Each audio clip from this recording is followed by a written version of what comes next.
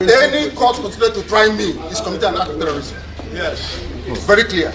You cannot violate a treaty that Nigeria entered into and then come to try that very person is not done anywhere in the world. So you must be aware of that. So that is why there is all these ridiculous delays. That is what Supreme Court said. I did not jump bail. My home was invaded. They came to kill me and I survived. They came to Kenya to kidnap me, brought me back to this country and seeking to try me, which the law says cannot happen. You cannot violate a treaty that Nigeria entered into and then hope to stand on that illegality to conduct a trial is not done anywhere in the world. And it happened in my case. Nobody has, there's no exception. No exception whatsoever. That's what the law says. Section 12 of the Constitution, what does it say? Any treaty ratified by Nigeria becomes law. It's law. You cannot change it. It doesn't matter what they do. All these shenanigans is just pure rubbish. You never stand. Not with me. Okay. I believe in justice and fairness, that's all. Anybody committing crime cannot go scot-free. I swear it. They cannot go scot-free. Anybody involved in any type of crime in the East cannot go free. And they're doing it because I'm in DSS. That's what, if I said no idiot can try this rubbish. And they know it very well. They know it very well. And I suspect that some people in government are complicit. Yes. They are making money with insecurity. That's correct. They're making money with it. They know Nnamdi Kanu is outside. In 2 minutes, this nonsense will stop. Who is the idiot? Who is the bagger? That will speak when I'm talking. Who is the fool? Who is the idiot? I ask. That I give an order in the East, and any idiot will counter it. Who is the bastard? I'm asking you. Nobody can.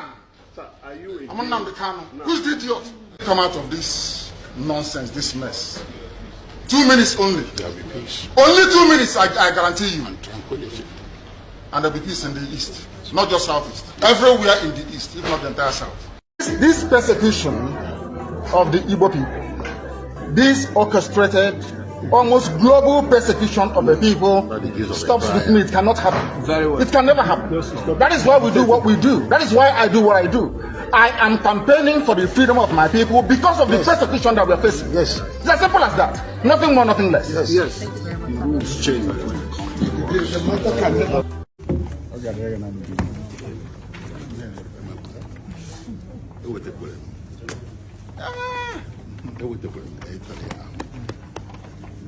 Good to see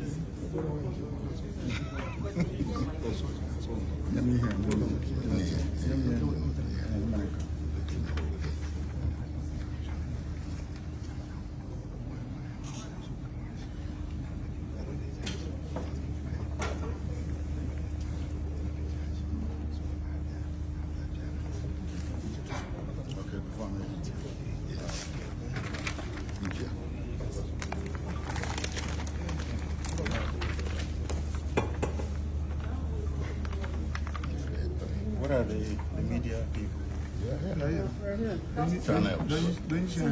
Where's your more professional cameras? Where are they? They're outside. I don't think those like to answer one or two questions. Yes, it's so after the last sitting you had said you wanted Mazi Nnamdi. They lost children so much.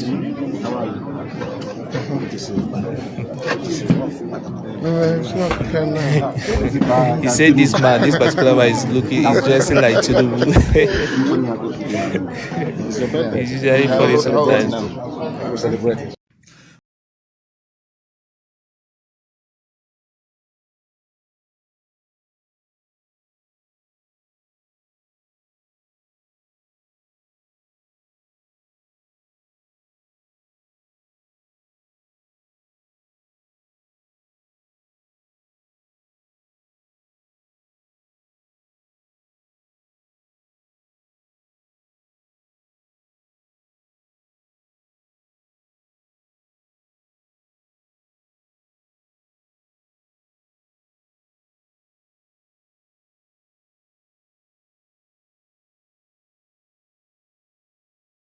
There are people who are incorruptible. Incorruptible, I said. There is nothing that moves them. I have come to this earth to do one thing and one thing alone, is to fight and get Biafra. I have not come to this world to be a millionaire, to own hotel, to own oil block, to be close to the president of Nigeria. That's not my job. My job is, what have you done to restore Biafra? When I die and meet Chukwu Abiyama, that's what he will ask. Did you get Biafra? Not how many cars you had, how many hotels you built, how many convoys you can travel with. Irrelevant. To say today, for the simple reason that she has no jurisdiction to try me. None whatsoever. I came out of courtesy and respect. She stands recused from my case and cannot try my case. There are things that are happening in this country that a lot of you do not know. It is my duty to make that very, very clear to all of you today. Because the lies are too much. The lies are too much. I sent a petition to NJC. I don't want to talk about it. Justice Binta Nyako is using her position for personal gain. For personal gain. Her son and her husband are facing corruption charges.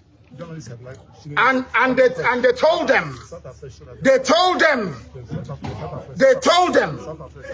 that if they convict me, this is what happens. You can see it.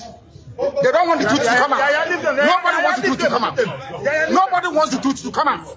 Nobody wants the truth to come out in Nigeria. That's the problem. Who is that person? Corruption charges. They sent her to my case so they can release or smoothen the pathway for the husband and the son. They are facing. It doesn't matter if they're off it. In a corrupt society, that's what happens. They are very, very corrupt. There is a breach of judicial oath. They have violated the judicial oath. They have shown bias according to Supreme Court. They are biased against me. Supreme Court said so. And that is why what is happening in the judgments and rulings concerning me has been happening. So, disobedience to Superior Court orders. Supreme Court said you are biased. You are against this man. You should not have revoked his bail. Nigeria went to Kenya and kidnapped him. These things are in the public domain. Why, therefore, are they insisting on trying me? A court order was entered. In that very court order, it was said very clearly and succinctly that she is no more. No. That she is no more going to try me. Why are they insisting? Why are they insisting? I ask. Because they have no case against me. They have no case against me, and they know it.